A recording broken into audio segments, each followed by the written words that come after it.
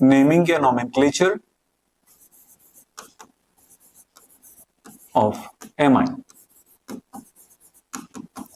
Amine का नामकरण करेंगे। एमाइन का नामकरण दो प्रकार से किया जाता है, इस बारे में ध्यान रखेंगे, साधारण नामकरण और आईयूपीएसी नामकरण। मैं दोनों नामकरण आपको बताता हूं, ध्यान से सुनिएगा। इसका दो प्रकार का नामकरण होगा, एक होगा साधारण नामकरण या सामान्य नामकरण, और दूसरा होता है आईयूपीएसी नामकरण।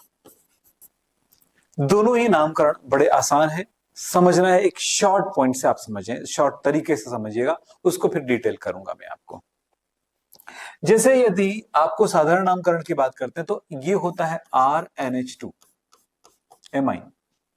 तो इस जगह पर इस पार्ट को लिखा जाएगा एल्काइल, एल्क YL लगाएंगे, एल्क पर YL यानी कार्बन की संख्या, मेथ एथ प्रोब्यूट पर YL लगाएंगे, मिथाइल इथाइल ऐसे करके YL लगाएंगे। फिर इतने के लिए लिखेंगे एमाइन, इसका नाम हो जाएगा मिथेनेमाइन। तो हम यहां पर फर्स्ट लेटर जो लिखेंगे वो स्मॉल होगा, मिथेनेमिन हो गया। आईयूपीएसी में नामकरण कुछ अलग होता है। इसके नामकरण में यहां पर कंप्लीट देखा जाएगा और कार्बन की संख्या के लिए elk plus bond name plus amine लिखा जाएगा। बस इस चीज को नोट कर लीजिए पहले, फिर मैं आपको समझाता हूं एक एक करके। बहुत आसान लगेगा आपको इसके नामकरण सीखने में। बस इतना याद रखिएगा, एल्क का मतलब क्या होता है वो आप सारे बच्चों को याद होगा। एक कार्बन की श्रृंखला है या दो कार्बन का, तो एल्क जो होगा वो क्या होगा, इसी पर डिपेंड करेगा। 3 कार्बन, 4 कार्बन, 5, 6, 7, 8।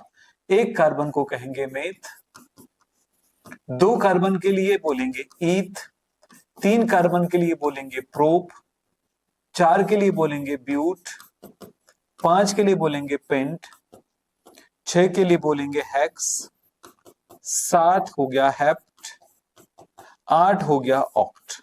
बस एल्क की जगह इनमें से कोई चीज लगाइएगा। उदाहरण के तौर पे मैं यहां पर एक एग्जांपल आपके सामने रखता हूं, ध्यान से देखिएगा। CH3CH2NH2, देखो इसका नाम क्या हो गया, कार्बन। ये हुआ एल्क वाला भाग, इसमें कितने कार्बन हैं, एल्क, एल्क क्या होगा, तो एल्क 2 कार्बन का C2, 2 कार्बन, CC 2 कार्बन हुआ तो C2 कहेंगे। ईथ, बस इस जगह पर नाम आ जाएगा ईथ, और बाकी चीजें आप वैसे के वैसे लिख दीजिए, YL एमाइन, इसमें YL जोड़ दीजिए और एमाइन लिख दीजिए, तो इथाइल एमाइन हो गया। इसी तरह से एक आध एग्जांपल और दे देता हूं, चलिए इसका एक एग्जांपल और लेता हूं। CH3NH2, इस जगह पर क्या करेंगे, कार्बन कितना है, बस एक है, एक कार्बन है तो एक कार्बन को क्या कहेंगे, मेथ, तो नाम हो गया मेथ। और उसमें क्या लगाने का है आपको बताया, YL लगाना, तो मिथाइल हो गया, और एमाइन लिखना है, बस मिथाइल एमाइन।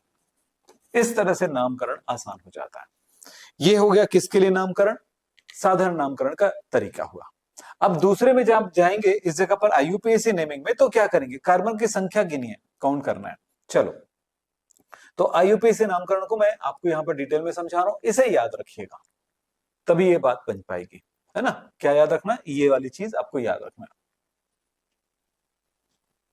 तो देखिए मैं आपको थोड़ा सा सरल तरीके से बताता हूं।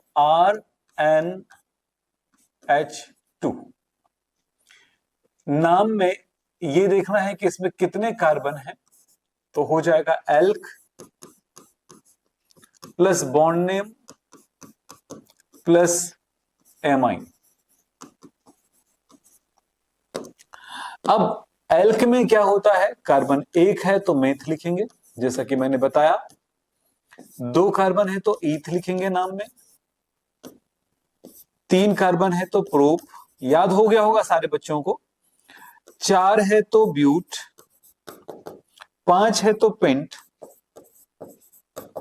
6 है तो हेक्स। इस तरह से नाम लिखा जाता है। तो meth, eth, prop, but, pent, hex, hept, oct non, dec. अब यहां पर देखेंगे कि बॉन्ड किस टाइप का हो सकता है। बॉन्ड, ये इस जगह की बात हो गई, अब अगला पार्ट ये वाला, बॉन्ड सिंगल बॉन्ड है कार्बन कार्बन के बीच में तो एन लगाएंगे, AN। डबल बॉन्ड है तो लगाएंगे EN। ट्रिपल बॉन्ड है तो लगाएंगे कार्बन कार्बन के बीच में YN। और लास्ट में सब जगह पर एमाइन ही लिखेंगे। अब एग्जांपल देखिए, एक कार्बन NH2, एक कार्बन को कहते हैं, एक कार्बन के श्रृंखला को कहेंगे मेथ। बॉन्ड सिंगल N और ये लगाएंगे एमाइन, यानी 3 चीजों के लगने से नाम कंप्लीट हो जाता है, meth, N, amine.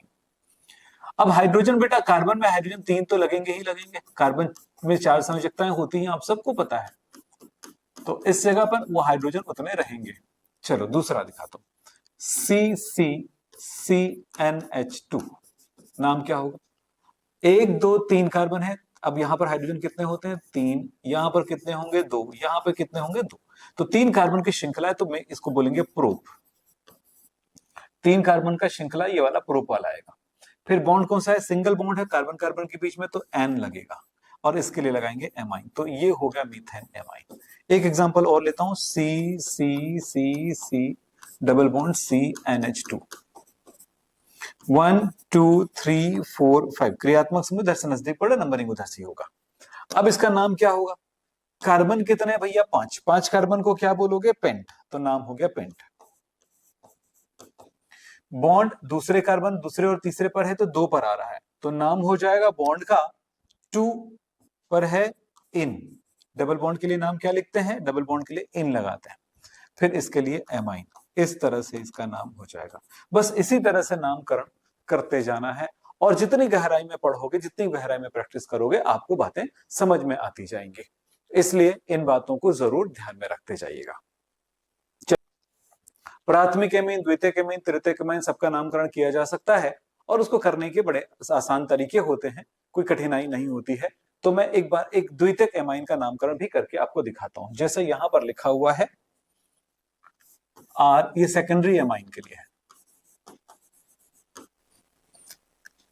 RNH R'। एक के साथ ऐसे नाम और इनको अलग कर देंगे, तो इनको लिखेंगे N एल्काइल। एल्क का मतलब तो समझ में आ गया, एल्क पर YL लगा है, और ये होगा एल्क बॉन्ड नेम और प्लस एमाइन। चलिए इसको थोड़ा समझ लें, CH3NHC2H5, यहां पर क्या करेंगे? जो छोटा समूह उसको अलग कर देंगे, और जो बड़ा समूह है एल्काइल समूह कार्बन श्रृंखला, उनको NH के साथ जोड़ देंगे। अब इसका नाम हो गया, चूंकि एक कार्बन का चेन है इसलिए मेथ होगा, N से लगा है इसलिए N मिथाइल होगा, N मिथाइल हो गया। अब इसका नाम पूरे जैसे लिखते आ रहे हैं उसी तरह करेंगे, जैसे ये करते हैं ना नामकरण, तो इसमें कार्बन है 2 तो हो गया ईथ। सिंगल बॉन्ड है N और इसमें लगा देंगे एमाइन। इस तरह से इसका नामकरण करेंगे। एक ही एग्जांपल को आप ठीक से देखते आइए, फिर उसके बाद आप प्रैक्टिस करते रहिए। बस N क्यों लगाया हमने? क्योंकि वो मिथाइल जो है N से जुड़ा हुआ है, नाइट्रोजन से जुड़ा हुआ है, इसलिए हमने उसमें N लगाया है। ध्यान रखिएगा।